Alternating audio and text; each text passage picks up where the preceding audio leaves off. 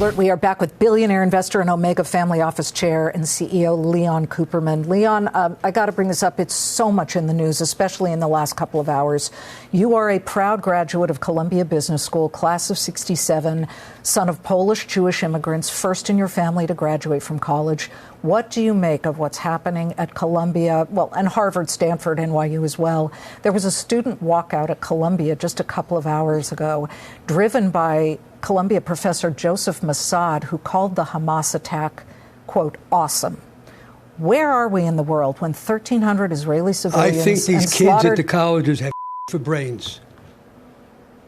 That's where you think we are. We have one reliable ally in the Middle East, that's Israel. We only have one democracy in the Middle East, that's Israel. Okay, and we have one economy tolerant of different people, you know, gays, lesbians, etc., and that's Israel. So they have no idea what these young kids are doing, and that's one of the reasons I wrote my book. Now, the real shame is I've given to Columbia probably about $50 million over many years, and I'm going to suspend my giving. I'll give my giving to other organizations.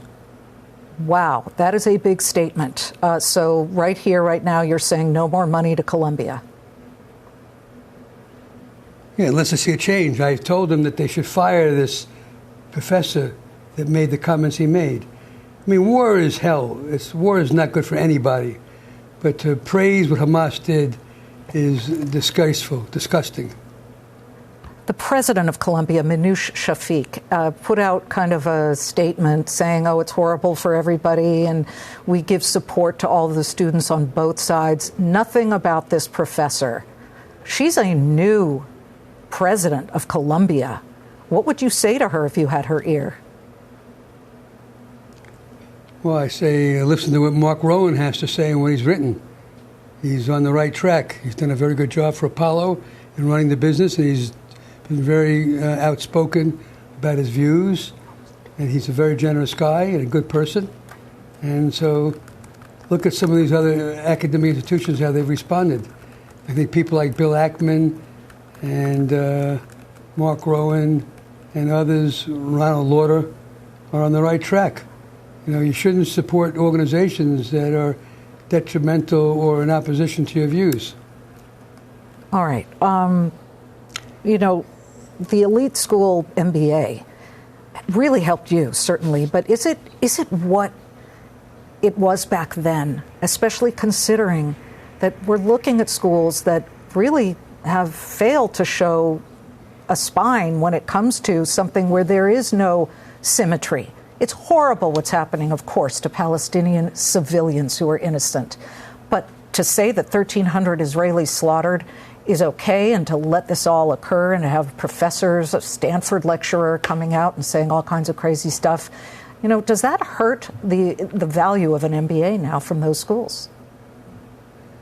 I don't know if it hurts the value of an MBA. The value of an MBA has diminished over the last number of years. I left Xerox Corporation in 1965 to go for an MBA at Columbia. I left a job making $7,500 a year to go to school. I don't even remember exactly what, but my tuition was probably $50,000 a year. I went on a trimester basis, so I probably spent $75,000 to get an MBA, and I hired into Goldman at $12,500. So I not quite doubled my salary on a $75,000 expenditure. It was a good rate of return. I've been on the board of Columbia for many, many years. The kids today are giving up jobs, making $140,000 a year to go to school for $100,000 a year. So spend $200,000 plus room and board, and they're going into a job for $180,000. So the pickup of $40,000 relative to the cost is not all that impressive. But you know, you go to MBA if you want to learn the language of business. You go to MBA if you want to have three initials after your name. You go for an MBA. Right. If you want to meet people you keep for the rest of your career. So Columbia made a big difference in my life, which is why I've been generous with them. But the recent developments regarding the Middle East, they should stay out of it.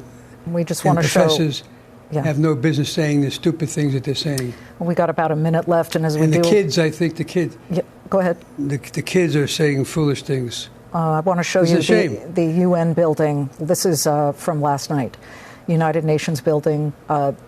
The organization get them home, has put up these pictures of the hostages. So there are groups who are doing the right thing and holding up against, of course, what the students, at least in some classes, have done and cases have done, and that's ripped down the posters. Really quick, we got 30 seconds. Your favorite stock pick right now, Leon? Well, there are many of them. I like Paramount Resources, a Canadian oil and gas company. They produce oil for $31 a barrel. They're going to probably increase production by 50% over the next 3 years. They have no debt. The stock yield's about 5%. And they have about $6 per Paramount share of other assets that don't add to earnings that you can take off the stock price. Very cheap. And the CEO owns about $2 billion worth of stock. So he's invested in his paper. The Las Vegas Sands just had a beat and raise for the second consecutive quarter. Okay.